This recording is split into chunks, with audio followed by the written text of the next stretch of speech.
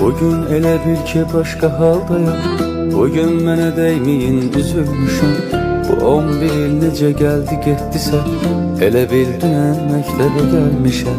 Düşür yada o şirin bəhanələr, müəllimə gündəliyim evdə qalır.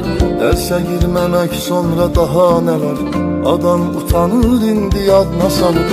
Elə bir imkan olaydı əldəki, qaytaraydım geri məktəb illərin. Tutub əlmi mənə yazmaq öylədən, o müəllimin öpəydim əllərin. İlk dərsə gedən günü ağlamışam, anam gedib gözüm ardınca baxıb. Gülürəm indi mən öz saflığıma, elə bilmişəm məni tək buraxıb. O son zəng çaldı, bizi bizdən ayırıb aldı. Beləcə xatirələr qaldı boş sinif otaqlarında. Uşaqlıq bitdi, o gözəl günlərimiz getdi. Son dəfə səs-küyümüz itdi koridor bucaqlarında.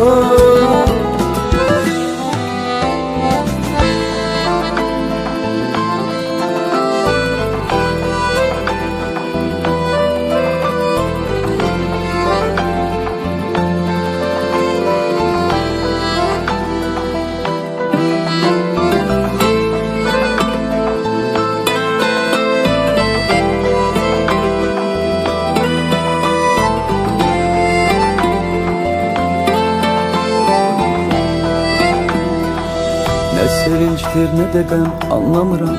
Başqa bir hal verir bu görüntülər.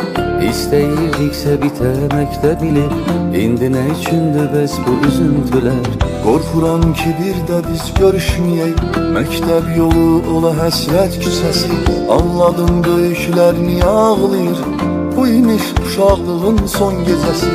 Dərs adıyla ona zəng eyləmişəm, həyəcandan o qədər tərləmişəm. Mən onun eşqi ilə məndəliyim, cədvəlim bircə bir əzbərləmişəm. Varta yoldaşımdı, yoxdur xəbəri, 11 il verdim ürək almaq üçün. Neçə gün bulku pulun toplamışam, ona bir dəstə çiçək almaq üçün.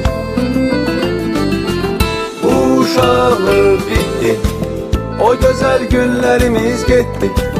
Son dəfə səs-küyümüz itdi koridor bucaqlarında.